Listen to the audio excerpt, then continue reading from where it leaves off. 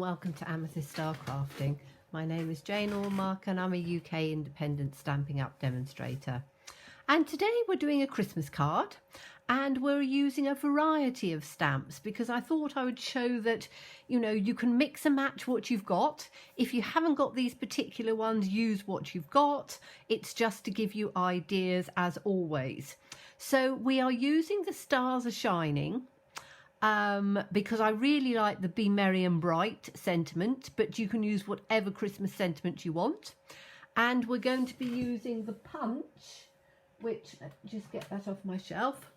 We're going to be using this Punch, which punches out lots of pretty stars, and that's called the Starlit Punch. But again, any little stars that you've got will work perfectly well as well. We're going to be using the Peaceful Deer, and I'm only using this because I wanted the twinkly stars. There aren't twinkly stars in Stars Are Shining. There's these big collection of stars, but I didn't want them that big. And there's this one on its own, but I didn't want just one. So this one has got a lovely collection of little stars. Anything again that you've got that's got a collection of stars in, use that stamp. And we're using one of my absolute favourites, and I know it's everybody's favourite. This was the #1 most popular stamp set from last year, which is carried over into the new annual catalogue this year. And it is Forever Fern, because the foliage on this is absolutely beautiful. And I wanted to show that you can use this for Christmas, but again, any stamp set that you've got that's got leaves in and something that potentially will demonstrate berries, although this is eucalyptus, somebody told me, but I'm going to use it as a sort of a berry type feel. So, ink colours we're using Pool Party, that's going to be for the stars. We're using Cherry Cobbler and we're using Evening Evergreen. So nice Christmassy colours and then a little bit of star with the blue. You could emboss it if you wanted to. So paper, I'm using a background of Cherry Cobbler. And so my mat is Cherry Cobbler and my white piece, which is 1/4 inch smaller, is in our basic white. Okay, so let's get started. I am going to take the mat out of the way. I'm going to use this leaf here and the eucalyptus, which is going to give me my sort of berry type feel. Because I wanted to use things that were current. I've got quite a few berries and things in older stamp sets, but obviously you can't get hold of those. So if you're wanting to replicate this completely, these are ones that are current at the moment. So this is a red rubber, and I'm going to use the Evening Evergreen.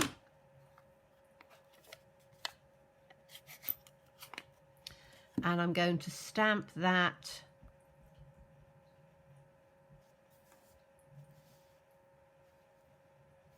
down in on this side, and I'm going to stamp it in up on that side. Okay,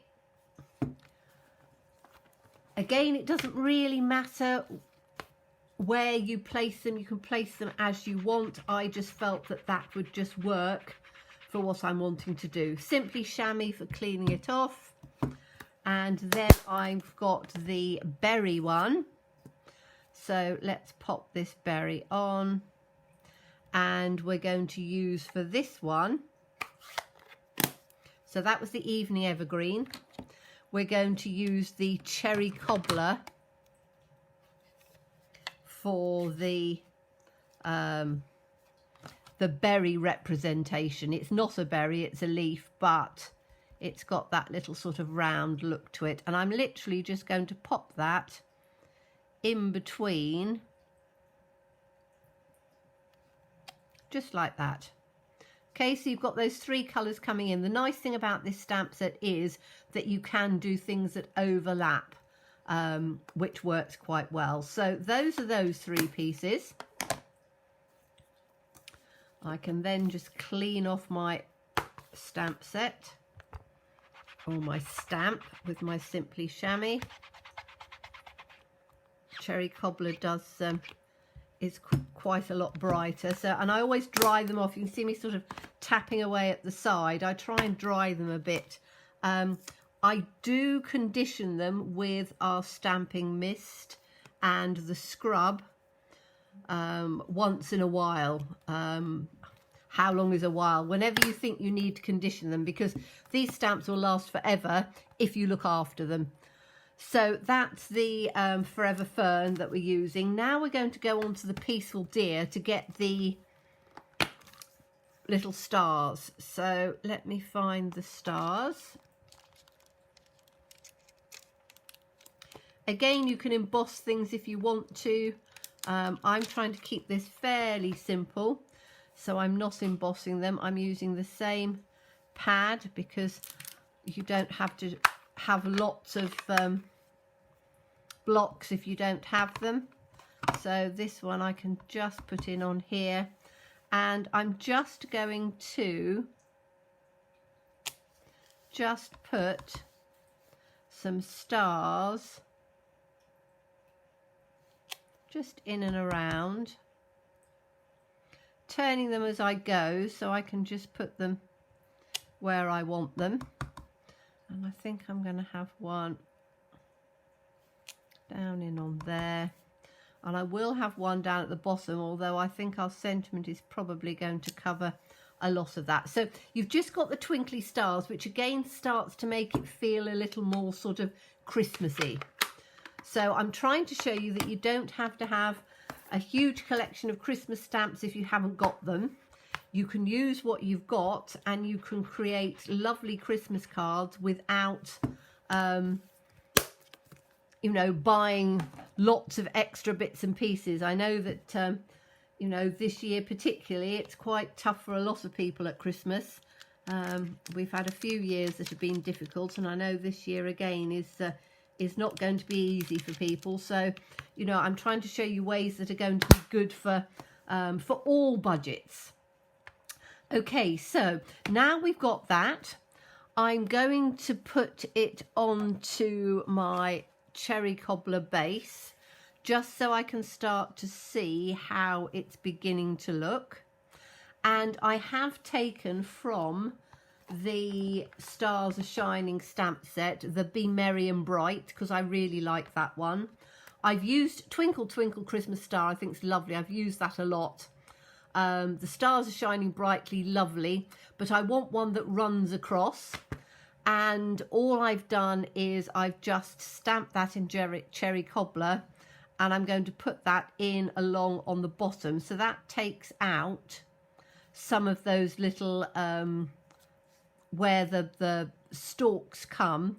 That will just go in over the top and make it look quite pretty. Now, you could leave it like that if you wanted to, but I want to make it really sort of Christmassy. So we are going to be using, it says me reaching across for it. I've got, whoops, I'm just trying to get the piece out. Bear with just a second. Right, I've got the, we've got the returning, oh, that's a piece of card base. We've got the returning brushed metallics, which gives you beautiful coppers and bronze and gold metallic, brushed metallic foil, which is lovely. And we've also got quite a bit of what I call sparkly glitter paper. Now, as I've said to you, my glimmer paper I still have because I'm very frugal with it. So I'm actually going to be using, excuse me, because I've got to get it out between my scraps. I don't waste anything, even when I've got, if I show you trying to get this piece out because it's attached to lots of little bits of scrap here. Hold on, there we go. If you look at, I've just dropped it on the floor. Even even if you have a little piece like this, which I've cut some borders out of with my rectangular dies, don't ever throw those pieces away, because you can use just, you know, a little tiny strip like that might go on something. This will add a bit to a sentiment. So I keep all of my little scraps and don't get rid of anything. Now, with this, as I say, I'm using the, this is our retired glimmer paper, but we have got other glimmer paper in the catalogue. So, you know, just have a little hunt about, or put in, you know, sparkly paper, glimmer paper, etc. I'm going to do a whole selection of them. Now, it is quite stiff, so I have to stand up to do this because my hands aren't as strong as they could be. Just got to pop up. But, whoops, got a little one stuck in there. You can take, as you can see, I'm using this for doing the stars because I think that they just look really beautiful when they're done like that and really twinkly. I've got a little tiny one here. Okay. So that's one selection of stars, so one punch of stars. I don't want this one because it's too big. But this one will work perfectly on another card. And I think that one's a little big as well. However, these ones, so the smallest ones, I think will work perfectly. That one I love. So we'll have one like that, I think. Like that. That might even be a little bit big. That's 3. This is tiny, so I might just sort of pop him down at the bottom like that. Now, I know that's 4, but I think that that will probably actually work just like that. I don't think that we need any more. You know, you can jazz it up a bit more. You can put ribbon and things on, but I think that that works beautifully because I quite like to have, I'm getting more used to not filling every single tiny space and leaving some white space in there, because I think white space is quite important to just give balance to a card. So let's put this together because I think that this is going to work beautifully. So we'll take these ones off. We're going to put this onto the base. Now, as I say, I could have cut something out of this. I do most of the time cut it out, but I'm in full swing to making Christmas cards now. I make Christmas cards for friends and family, and I have quite a few people who ask me to make Christmas cards for them to give. So I have quite a few sort of commissions for cards and things. So I try to... whereas I would cut everything out all the time, I'm not doing that as much now. So we were going to have this one. Again, it doesn't really matter where you're going to put them. Let's put our sentiment on first. And again, I'm not putting it up with dimensionals. You can do, but a lot of people are wanting to post. And if you have too many layers, you pop yourself into the next thing of the post. So just going to put that straight in across like that, which I think looks really pretty. And then, as I say, just the few little stars to just add that little extra touch of it. So whatever glittery paper you've got, use. I'm going to have this one just outside like that because I think that's pretty there. And we had this one. We had that one, didn't we? Let's pop this one in, down on that corner. I quite like the fact that the stars are all different shapes and sizes because it does make it look quite pretty to have them in different shapes and sizes. And we'll have the other one across on the other side.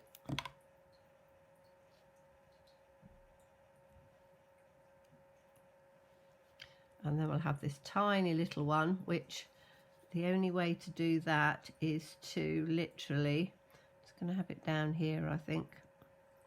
Was I going to have it? I think I was going to have it there, wasn't I? So just put a tiny blob of glue and then you can pick it up, or use some tweezers, or take your pick tool. I'm literally just going to balance it down, I think. Says me, it probably won't go now. There we go. Just pop that one in down at the bottom. Okay, so we have got 4 in there, which is an uneven number, which is an even number rather. But I think it just sort of works. You've got the 3 at the top, and that one just sort of, you know, just shows down at the bottom. But I think that that's really pretty. Again, I've allowed enough of the white space, little bit of twinkle on there. As I say, you can add some ribbon and things if you want to, but I think it looks a very simple, very easy, but very pretty Christmas card. So thank you as always so much for watching me. Please be safe and well. Please be kind, and look forward to seeing you soon. Bye-bye.